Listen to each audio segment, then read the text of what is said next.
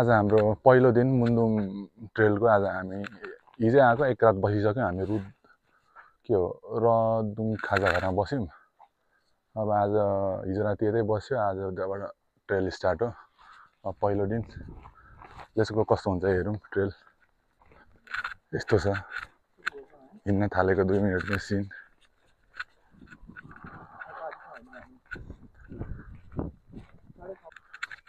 बल्ल सुरु भयो हाम्रो ट्रेल प्रपर। दामी छ।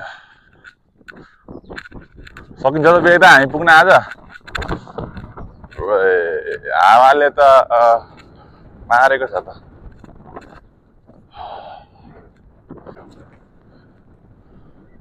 लभली, अति हावा चाहिँ अति छ। बेग्दाइको अब हालत त एकछिनमा तातो, एकछिनमा चिसो। लगभग 5-10-15 मिनट भइसक्यो हामी हिँड्न थालेको। अब हाम्रो फर्स्ट स्टप छ के पोखरी अरे, के पोखरी हो? मल्ला पोखरी। त्यसपछि दलसिङे। 4 घन्टा लाग्छ हामीलाई। हामी त्यहाँ खाजासाजा खान्छौँ अनि सिधै मयुङ। हामी मयुङसम्म मात्र हो। मयुङ अब छिटै पुग्यो भने यताउति डुलिन्छ। भिडियोमा त्यहाँ हालिहाल्छु। ल हेर्दै जाउँ अब बाटोहरू कस्तो छ।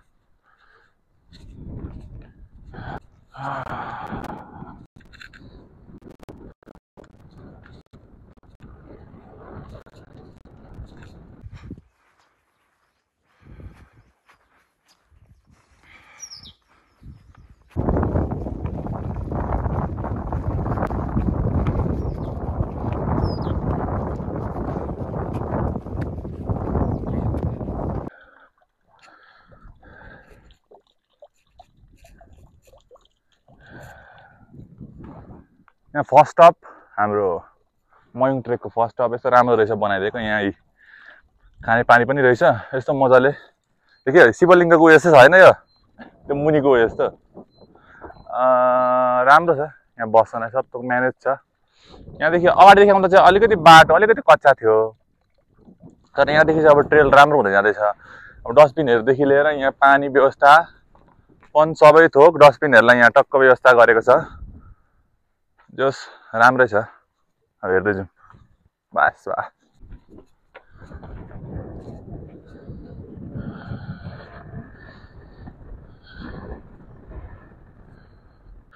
यो ट्रेलको जस ल्यान्डस्केप चाहिँ अति दामी छ। केसँग कम्पेयर गर्नु? स्विजरल्यान्डसँग कम्पेयर नगर्नु भन्छ बेग्दाले। अब दामी छ, तर अति दामी। पोखरी ठाउँ ठाउँमा यस्तो बस्ने ठाउँहरू पनि दामी दामी बनाइरहेको छ बस्ने। यहाँ फोहोर फ्याल्नलाई दामी दामी छ।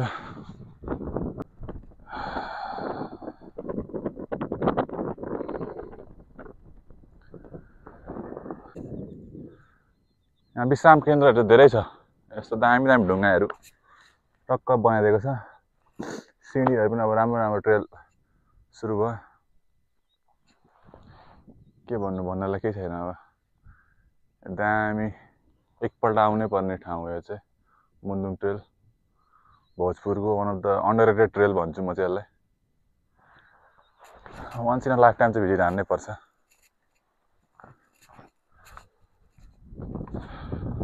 Let's go, let's go.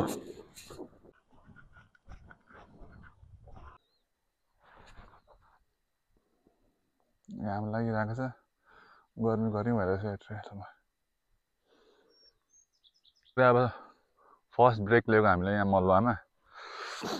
करेन्टको चाउचाउ खाँदैछौँ। चाउचाउ विथ दामी भ्यू, खाजासाजा खाने। एउटा मन्दिर रहेछ। के को मन्दिर हो? होइन त, मन्दिर होइन, कुम्बाङ रेस्ट हाउस। रेस्ट हाउस रहेछ Mundhum in the memory of. भर्खर दामी बनाइदिएको रहेछ। दलसिङ आइपुग्यो। धोत्रे अझै 5 किलोमिटर, हाँसपोखरी 15। अब यस्तो उकालो चढ्नु छ। अब चाहिँ दामी आयो। यस्तो उकालो ठाडो उकालो छ। आधी पनि पुगेको छैन। अराउन्ड कति किलोमिटर हिँड्यौँ हामी? 7, 8, 9 भयो होला अहिले। 9 अराउन्ड 9 भइसक्यो। 9 किलोमिटर हिँड्यौँ। धोत्रे पुगेको छैन। धोत्रेमा गएर बस्ने, खोइ एक रातमै मयङ पुगौँ भनेको। पुगिन्छ होला, तर अब राति पुगिन्छ जस्तो लागिरहेछ। सिँढीहरूले अलिक बानी नभएर खुट्टाहरू दुखाउन थालिसक्यो भन्नुहुँदैछ बेग्दै। गाह्रो भयो अलिअलि। केही छैन, हामी पुग्छौँ। तर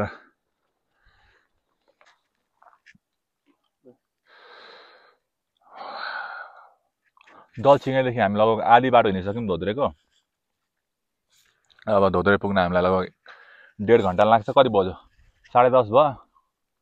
जो 11, 12, 12:30 भनौँ न। 12:30सम्म पुगिन्छ। खाजासाजा खाइन्छ धोत्रेमा। अनि मुन्दुम ट्रेल भन्नु रहेछ खालि। मयङ फेरि पुगिन्छ आजै।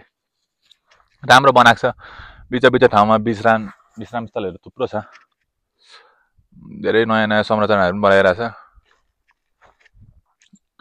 जस यो ट्रेलमा खर्च चाहिँ राम्रो गरेको छ।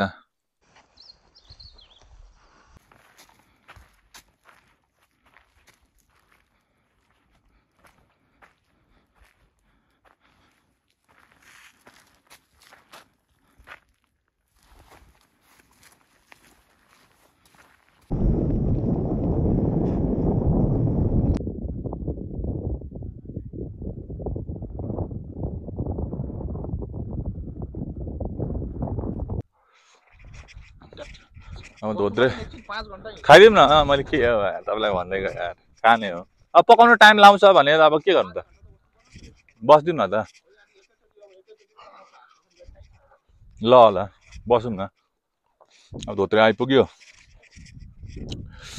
दालचिकीहरू त्यहाँदेखि 5.5। अब यहाँदेखि अराउन्ड, तर त्यसले त 11 किलोमिटर भन्दै थियो यार, त्यो हाम्रो पूर्वेली ब्लुज सरले त।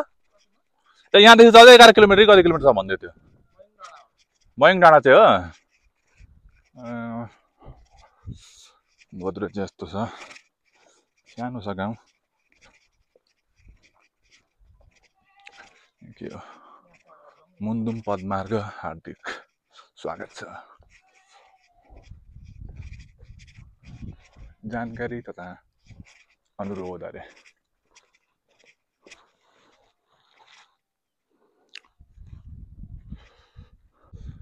हाँसपोखरी यहाँदेखि 8 किलोमिटर, अराउन्ड 3 घन्टा। हामी कति हाइटमा छौँ अहिले? एलिभेसन धोत्रे 2750। हामी यहाँबाट आएको अहिले 5.5।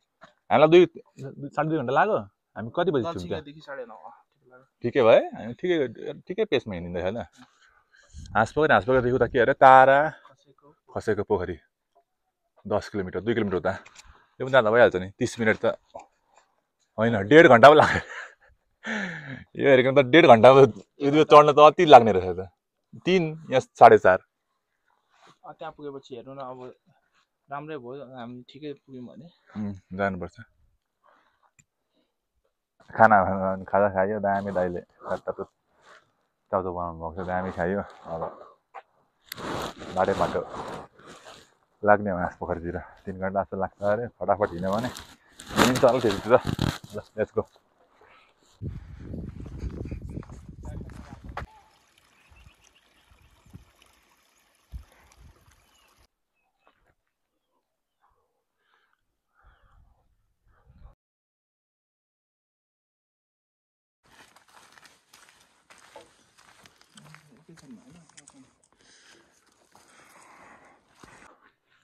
अब यो चाहिँ अब लगभग हामी पुगिसक्यौँ हाम्रो मुन्दुम होमस्टे होइन।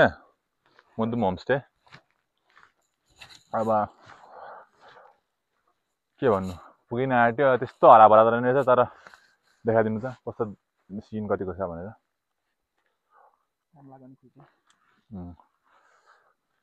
अब बेलुकाखेर खुल्छ कि एकछिन भने।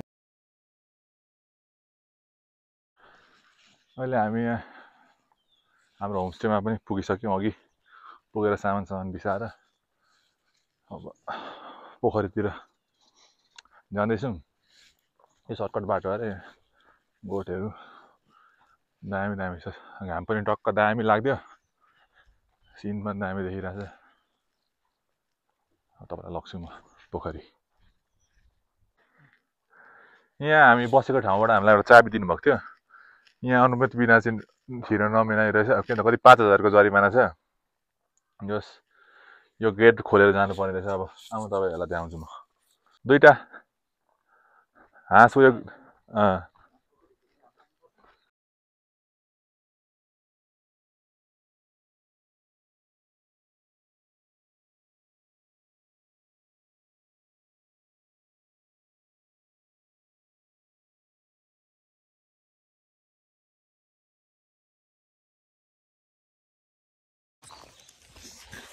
चेन्ज इन प्लान्स बिचमा पानी पर्यो।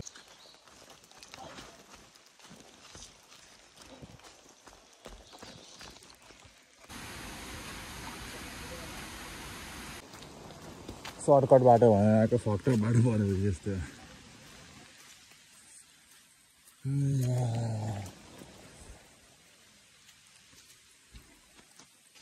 गाडी कहाँ पाउने कति हिँडेपछि तरिका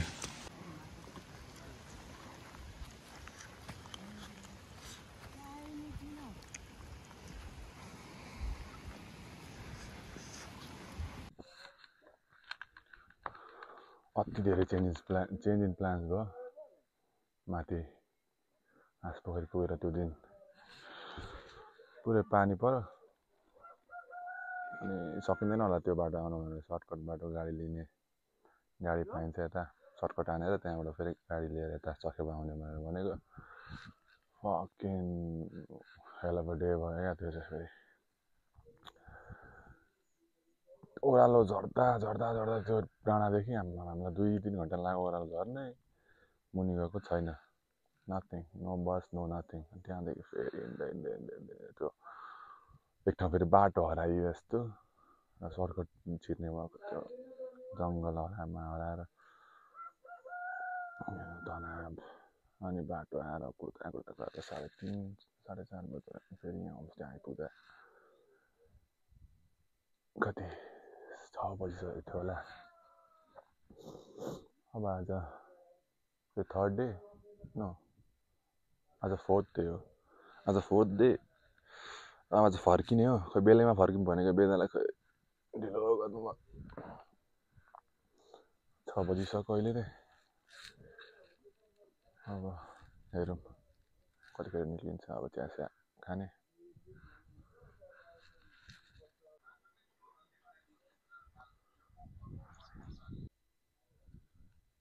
हामी बसेको चाहिँ खाजा नास्ता गरेर भनेको छ तर यहाँ बेडहरू पनि दिनुहुँदो रहेछ। अरूतिर खाली नै थिएन कहीँ पनि।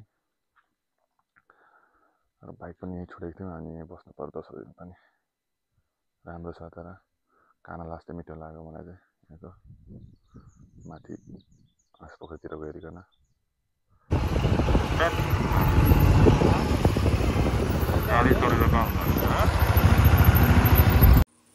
अनि यो हो हामी घर फर्किँदै गरेको बिर्ता मोडको गान्डो road. Tata bye bye goodbye everybody.